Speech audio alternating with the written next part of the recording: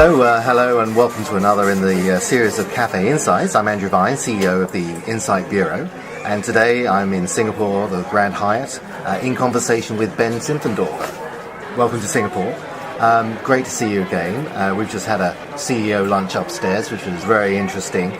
You left the banking world a number of years ago. What is it that keeps you busy these days? Right, I set up a consultancy a few years ago now, focused on China, Southeast Asia, and to a lesser extent the Middle East. We deal primarily with multinationals, helping them with develop strategies for dealing with what is a very fast-changing region, whether that's consumer, manufacturing, sourcing, financial. We also deal with mid-sized firms looking to enter the region for the first time, worried about slow growth in their home markets, recognizing there are opportunities here, but of course needing some assistance. Now, you spend a lot of time with a bank.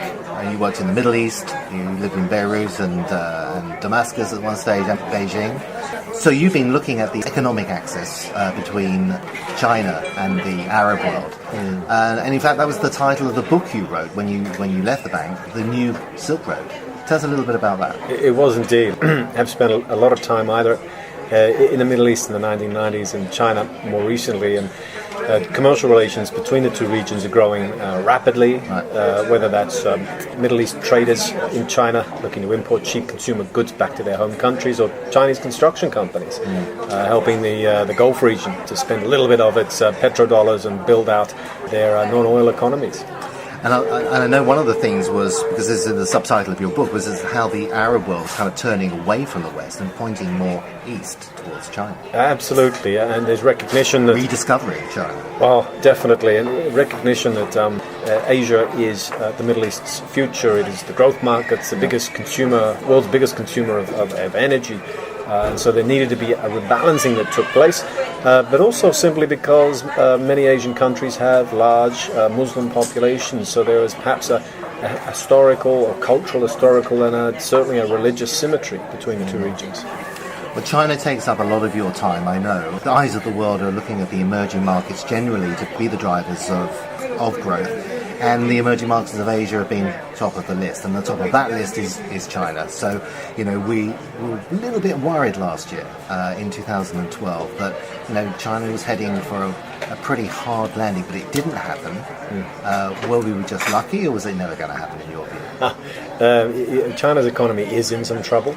Running up against some serious structural challenges, whether it's an aging population or resource shortages or simply a lack of productivity growth. But that was never enough to cause a correction in growth towards low single digits. More likely, though, it will simply drag on potential growth going forward. So rather than the 10% growth rates that we've become accustomed to, instead we get 7% growth rates, and with risks that those growth rates slow even further. Because there was once a time where a growth rate of below 8% was going to be a disaster. That's not true today, though, is it? No, it's not. Certainly, expectations among the general population are for rapid growth. So long as you can slow growth and still improve productivity, so you get the income gains that keep the average citizen happy, then the country will do okay. And a lot of the world has been looking to the rise of middle class and the truly interesting consumer markets of China. But it's not just a China story, is it? You came out with a report, I remember you sending me, on the rise of Asia's middle class. Is that going to be carrying us successfully through? Absolutely, and look, the rise of the region's middle class is a huge growth opportunity, particularly for those countries, Europe or the United States, where we're seeing the fall of the middle class. The challenges, though, for any multinational is which part of the middle class do you target? Do you target the low-income households who are looking for washing powder? Or you target the high-income households who are looking for Louis Vuitton bags? So careful planning is needed. Right. And besides China, of course, I think your report highlighted some countries that are particularly interesting. Indonesia probably at the top of the other list. What about Indonesia then? Because it's been kind of overlooked, but people are beginning to get a little bit more excited about the place. And two reasons. One is cost push. China is increasingly expensive, so factories at the margin are looking to relocate into lower cost countries such as Indonesia. So that's a nice driver of growth. But there's also demand pull, and GDP per capita in Indonesia has crossed the $4,000 mark on a PPP basis, and usually that's an inflection point at which consumer demand starts to pick up.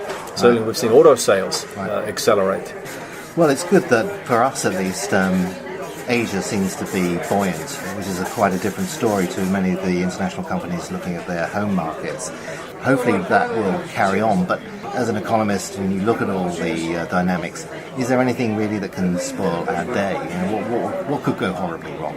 Yes, there's two particular concerns for me. The first is political tensions, the risks of conflict, even limited conflict between China and Japan.